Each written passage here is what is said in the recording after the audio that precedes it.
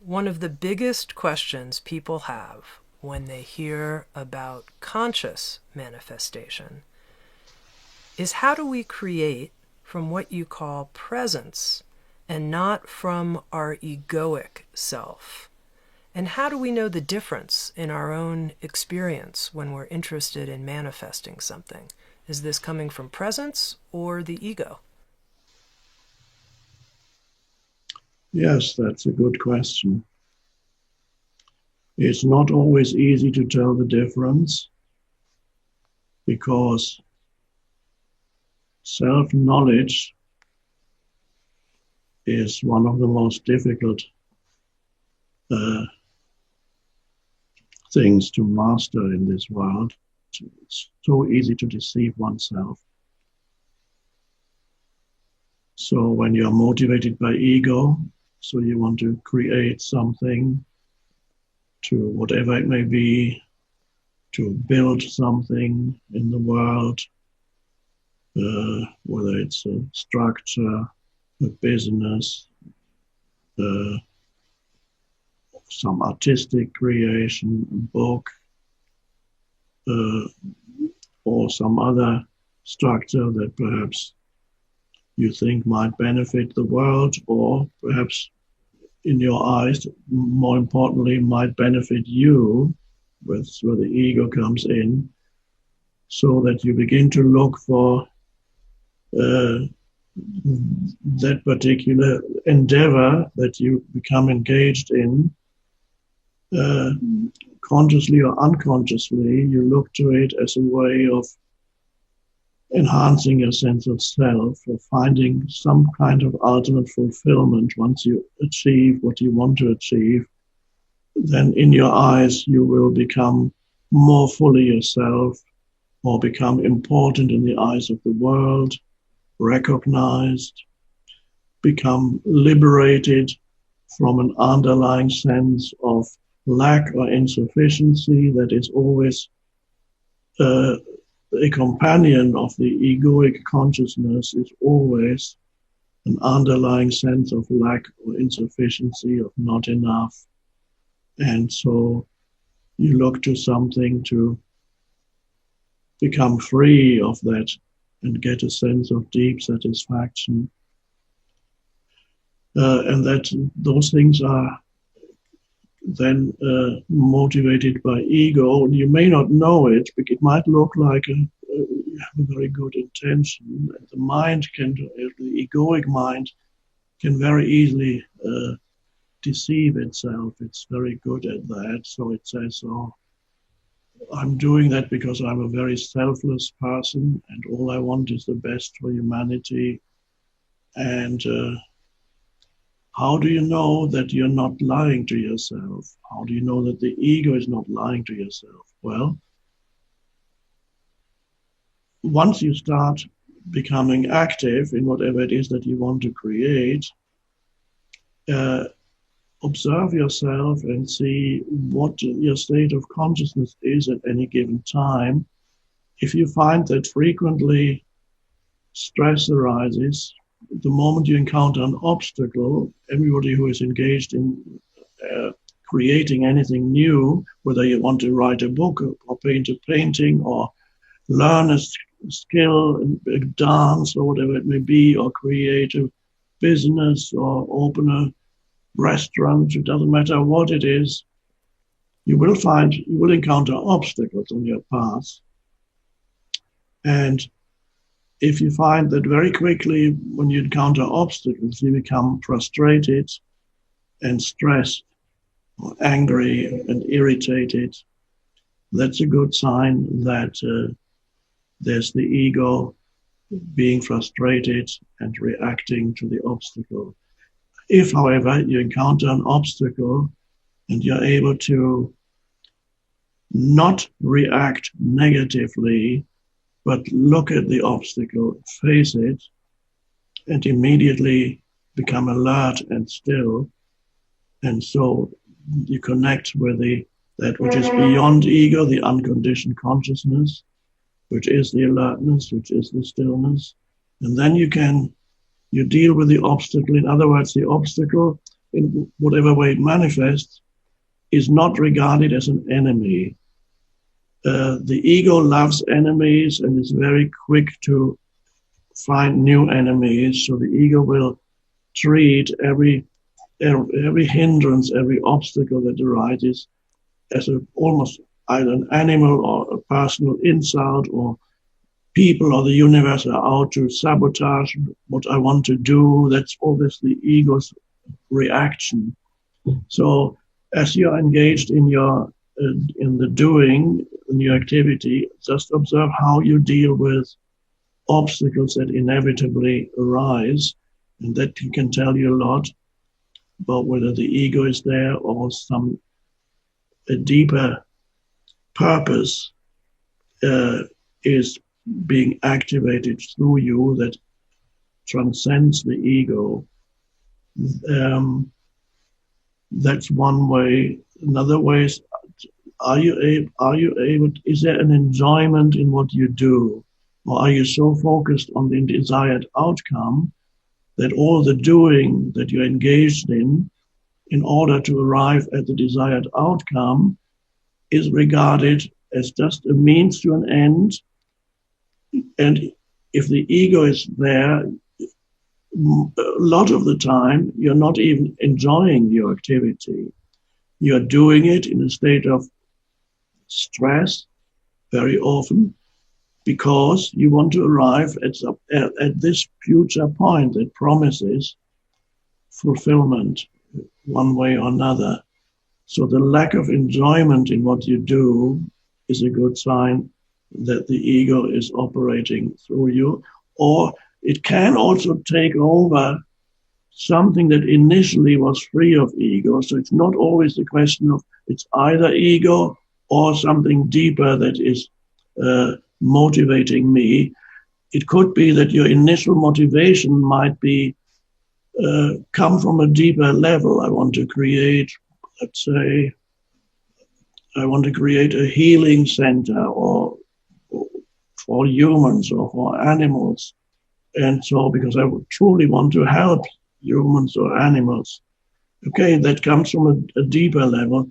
And as you become active in the doing, it does not mean that you necessarily remain free of egoic contamination, but by the original pure intention, as you start operating and acting, can, if you're not aware enough, if you're not conscious, not present enough, the ego can come in and contaminate what you do. And then again, before long, you encounter negativity and stress. When you're fighting with people, you have enemies. And so the ego can, it's important to realize that the ego can contaminate something that perhaps originally was relatively or completely free of ego. And this is not uncommon. I have observed in many cases people in places like churches, spiritual centers, healing centers, places where people are supposed to heal, hospitals.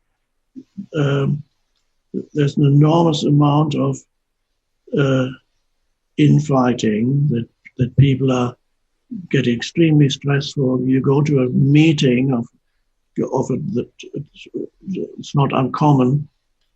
Here you have a healing center or spiritual center, and then the leading people, they come together in a meeting, and everybody's extremely stressed, and they very easily can lose their original purpose. And so the ego has come back in because they were not able to hold the frequency that transcends ego, the frequency of presence. So you have to be careful, even if your initial intention was egoless and good, it is possible that the ego can creep back in. Or, of course, the original intention might already have been ego. So observe yourself as you are engaged in your whatever your activity is, and see how you deal with obstacles and other human beings. How you treat others. You have a goal, but what is the quality of your doing in the present moment? That can tell you where the motivation, where the energy comes from, whether it's egoic or where it comes from a deeper non-egoic level. How do you interact with others who are cooperating with you or who you need to help you with this or that, or they become part of your business transactions or whatever you do, clients or whatever. How is your relationship with those human beings? And again, if you find antagonism arising frequently, hostility, anger, reactivity, then a clear sign, okay, there's the ego at work. Whenever you discover the ego in yourself, it doesn't mean you have failed. The moment you become aware that the ego is active in you, you've actually achieved a brief moment of transcendence of ego, because to become aware of your ego in you, that means there's enough awareness that has arisen so that you can observe yourself. And so in that moment, you're no longer in the grip of the ego. So the more ego you discover in yourself in the moment, sometimes not in the moment, sometimes you discover afterwards, after an interaction with someone, you suddenly realize, oh, that was all ego. There was antagonism, there was making the other wrong, there was blaming, all the egoic strategies. These things were at work, and you might not have realized in the moment that these things were at work. Perhaps afterwards, you go home and suddenly you think back of what just happened, and then you realize, oh, that was the ego. Okay, that's better than not realizing it at all. It would have been even better if you had realized in the moment of the ego showing itself and taking over. If you had realized in the moment, that would have been that. And that's quite possible for people who practice presence, that increasingly, as the ego operates and you recognize it, and you realize the ego is not your strength. The ego likes to pretend that it is that which makes you strong, but the ego is that which that prevents you from accessing the creative power of the universe that's actually within you. So the real power is there, and the pseudo power is the borrowed power of the ego. It's a bit like reflected sunlight. The moon reflects the sunlight. It has no light of its own. And so the ego's power is a reflection of the true power that is beyond ego. So it's a secondary power. And it's not power.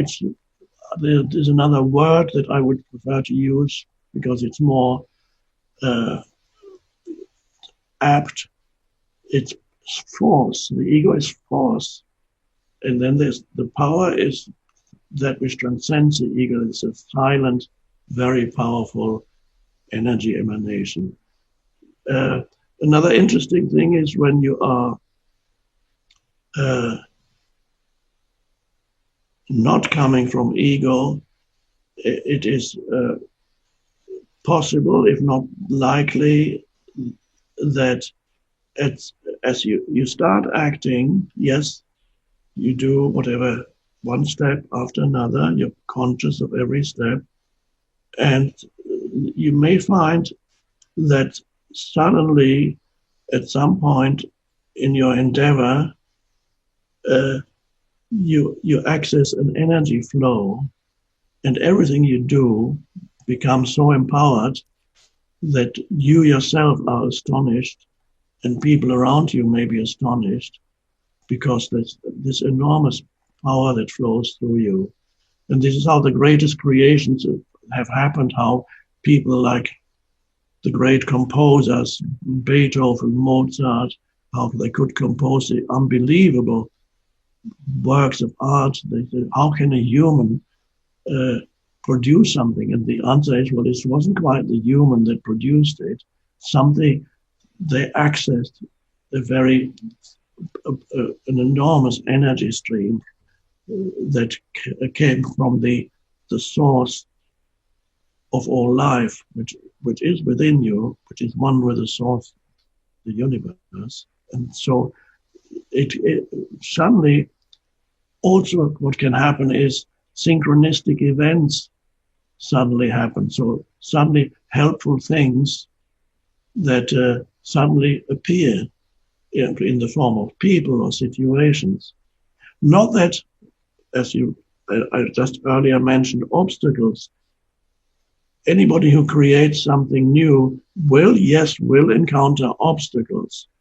But as the energy builds up, you will encounter also the opposite of obstacles, and that may encounter that more frequently after a while than the obstacles. And that is helpful circumstances suddenly appearing seemingly out of nowhere. So these are often in the form of synchronistic events. Just at the right moment, the right thing is there. You encounter it. And so I mentioned also in the New Earth, the book, that when you are in a period of intense creativity, then the energy that you encounter is, we could call that enthusiasm. You're filled with enthusiasm, which is a high frequency energy. I experienced that when I was writing the books, The Power of Now, New Earth, Stillness Speaks. There's an enormous intensity of energy that goes.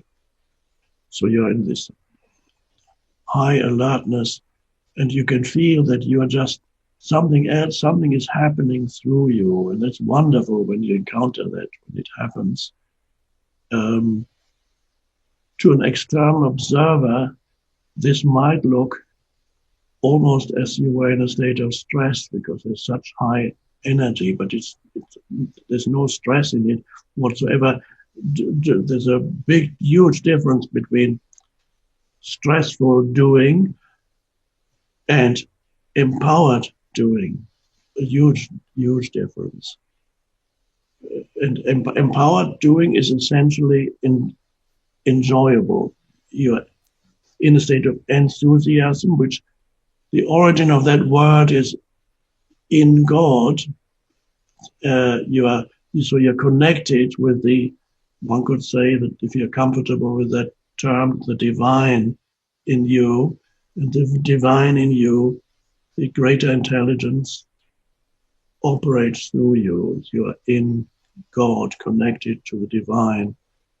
And so to summarize, or put in the most simple terms, enjoyment of what you're doing could be, if you just want to put in a nutshell what I've just been talking about, enjoyment what you're doing is a sign that the ego is not operating, because the ego, yes, it can enjoy it for brief times, but whenever something happens, it's not enjoying itself anymore. So continuous enjoyment of what you do is a sign that you're not motivated by the ego. And lack of antagonism, hostility, and stress, and great empowerment. So it's a wonderful adventure to be engaged in this. At any given moment, the question is, what is my state of consciousness right now? That's a fundamental question that you need to ask yourself, and then you need to be alert and be honest and know, and then you know whether you're in the grip of ego or not.